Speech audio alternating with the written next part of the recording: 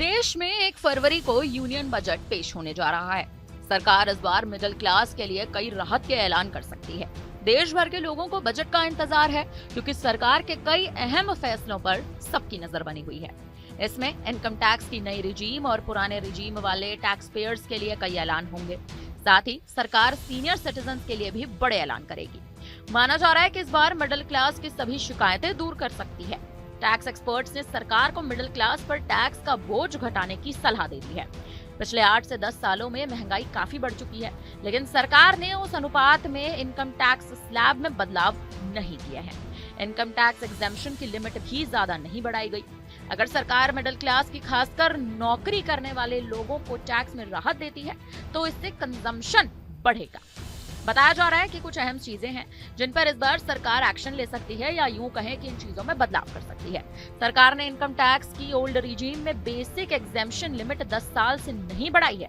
नई tax regime में बीते 5 सालों में सिर्फ एक बार बेसिक एग्जेम्पशन लिमिट बढ़ाई गई थी। इस बीच महंगाई काफी बढ़ गई। टैक्स एक्सपर्ट्स का कहना है कि अगर महंगाई के असर को देखा जाए तो बेसिक एग्जेम्पशन लिमिट में बड़ा इजाफा करना होगा। सरकार इनकम टैक्स की नई और पुरानी दोनों रिजीम में बेसिक एग्जेम्पशन लिमिट बढ़ाकर 5 लाख करेगी। इसके अलावा बैंकों की tax savings fixed deposit scheme में लॉक इन पीरियड 5 साल है, लेकिन म्यूचुअल फंडों की टैक्स सेविंग्स स्कीम में लॉक इन पीरियड 3 साल है। लंबे समय से बैंकिंग इंडस्ट्री इस फर्क को खत्म करने की मांग कर रही है। इससे बैंक टैक्स सेविंग्स एफडी में लोगों की दिलचस्पी बढ़ेगी। माना जा रहा है कि टैक्स सेविंग्स एफडी पर लॉक इन पीरियड भी घटेगा। वहीं इसके अलावा 60 साल से ऊपर व्यक्तियों के लिए पेंशन की सुविधाएं भी आसानी से मिलेंगी। हालांकि देश में बजट तो है, बजट पेश भी होने वाला है, चंद ही घंटों का समय शेष है, लेकिन अब कई बड़े व्यापारियों को भी इंतजार है इस बजट का और इन्हीं कई व्यापारियों से बात करने पहुंचे हैं हमारी न्यूज इंडिया की टीम और हमारी न्यूज इंडिया के सहयोगी। आइए जानते हैं कि क्या कुछ इन व्यापारियों की मांग है और क्या कुछ अपने बयानों में वो कहते नजर आ रहे हैं। देखिए खास रिपोर्ट। ऐसे में इस वक्त हमारे साथ टेक्सटाइल इंडस्ट्री से यानी कपड़ा उद्योग से हमारे साथ बातचीत करने के लिए व्यापारी शेखर चंद जैन जी इस वक्त मौजूद हैं और इनसे जानने की कोशिश करेंगे कि इस बार जब बजट आने वाला है तो क्या कुछ उनकी मांग रहेगी और किस तरह से इस वक्त व्यवसाय जो चल रहा है, इस वक्त जो व्यापार चल रहा है, आयात निर्यात की बातें, वो कैसे इस पर प्रभाव पड़ेगा और सरकार के बजट आने के बाद कितनी चीज़ें बदल जाती हैं। और इन्हीं तमाम विषयों पर बातचीत करने के लिए हम इनसे कुछ बातचीत करेंगे। सर ये बताइए कि बजट आने वाला है और क्या कुछ उम्मीदें रखते हैं, क्योंकि आप व्यापार करते हैं और टेक्सटाइल इंडस्ट्री में सबकी नज़र रहती है कि सरकार कुछ जीएसटी के स्लैब में हो या तमाम जो चीज़ें हैं उस पर कटौती करे। इस बार क्या उम्मीदें रखते हैं बजट में? मैं अगर बात करूं देश में अपने व्यापार की, तो इस समय व्यापार कपड़ा उद्योग विशेष करके मंदी के दौर से चल रहा है। उसमें बहुत सारे कारण हैं। अब सारे कारण की चर्चा तो नहीं करके इतना ही कहूँगा कि उसमें नई गति, नई जान फूंकने के लिए सरकार की महत्व आवश्यकता है। सरकार अपने बजट में कपड़ा उद्योग को कई प्रकार की सहायता दे सकती है। विशेष करके मैं बात करूं कि हमारे मुंबई किसी समय में भारत का मैनचेस्टर हुआ करता था। 165 मीलें यहाँ पर होती थी और यहाँ के मार्केट पूरे देश भर में और विदेश में हमारा कपड़ा जाता था।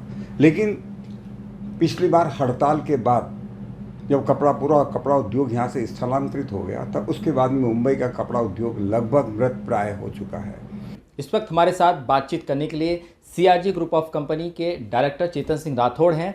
इनसे हम जानने की कोशिश करेंगे कि आखिर मोबाइल एक्सेसरीज से जुड़ी हुई जो तमाम चीज़ें हैं उसको लेकर ये क्या कुछ सरकार से डिमांड करेंगे और इस वक्त बाजार की स्थिति क्या कुछ चल रही है। हमारे साथ इस वक्त खुद चेतन सिंह राठौड़ जी इस वक्त मौजूद हैं। सर ये बताइए कि बजट कुछ दिन बाद आने वाला है और हमेशा देखा जाता है कि जब बजट आती है तो उम्मीद बढ़ जाती है सरकार क्या कुछ अपने पिटारस निकाल है, क्योंकि आप बिजनेसमैन हैं, कारोबार करते हैं, देश को बहुत सारे टैक्स पे करते हैं। इस बार क्या उम्मीद रखते हैं कि सरकार आप जैसे तमाम जो बड़े उद्योगपति हैं उनको किस तरह से सहूलियत दे और किस तरह से क्या कुछ अपने पिटारस से सरकार आप लोगों के लिए लेके निकाले?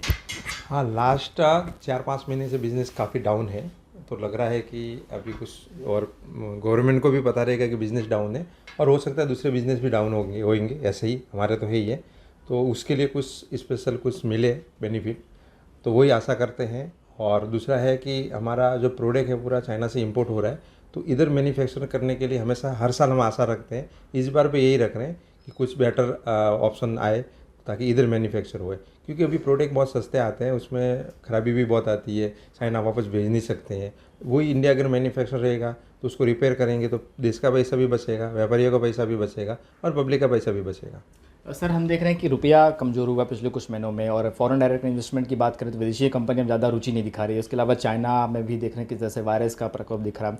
आप इस बाज़ार की बात, क्योंकि मोबाइल एक्सेसरीज के आधे ज़्यादा पार्ट्स तो चाइना से ही बनाते हैं, मैन्युफैक्चरिंग की जाती है, कितना हद तक असर पड़ा है? क्या इससे पहले कोरोना के बाद से ज़्यादा इम्पैक्ट पड़ा है इस अगर हम बात करें? हाँ यस, काफ़ी इम्पैक्ट पड़ा है। इनफैक्ट लास्ट कुछ 4 महीने जो बिजनेस डाउन दिख रहा है ना, उसका भी ये भी कारण है कि जो डॉलर बढ़ने की वजह से प्रोडक्ट की रेट बढ़ जाती है और पब्लिक फिर बाय करने की कोशिश नहीं करती है, तो बिजनेस उसके डाउन हुई है और डॉलर का मार तो पड़ रही है। इस बार हम देख रहे हैं सर कि इंपोर्ट एक्सपोर्ट पे भी ज़्यादा सब स्टैम्प ड्यूटी पर भी जो थे, कस्टम ड्यूटी उस पर भी जीएसटी जो लगी थी, उससे वजह से कारोबारियों को बहुत नुकसान हुआ था।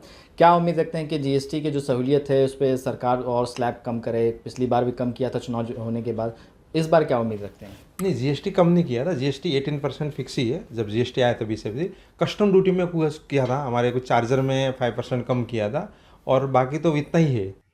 बजट 2025 को लेकर रियल एस्टेट सेक्टर में काफी उम्मीदें हैं।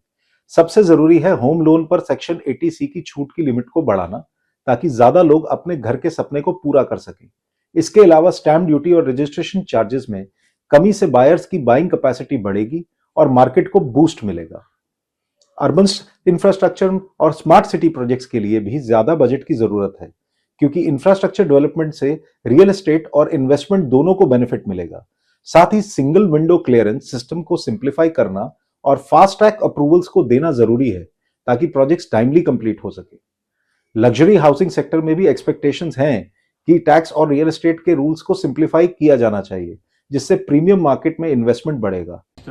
निर्मला सीतारमण जी अपना 8वां फाइनेंस बजट पेश करने जा रही हैं।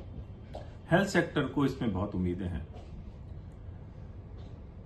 हेल्थ जो एक सब्जेक्ट था वो स्टेट का सब्जेक्ट था, धीरे धीरे वो प्राइवेट में आ गया है। It was the responsibility of the state to provide health care to every common man of the country. ये दुर्भाग्यपूर्ण है कि इस पर जीएसटी का लगाना। मैं फाइनेंस मिनिस्टर से अपील करूंगा कि इस पर से जीएसटी बिल्कुल हटाया जाए। एक पेशेंट इलाज कराने आता है, उस पर गवर्नमेंट टैक्स ले, ये समझ में नहीं आता। दूसरा महत्वपूर्ण विषय है, जितने भी पेशेंट्स इंश्योरेंस लेते हैं उनको इंश्योरेंस का क्लेम पूरा नहीं मिलता।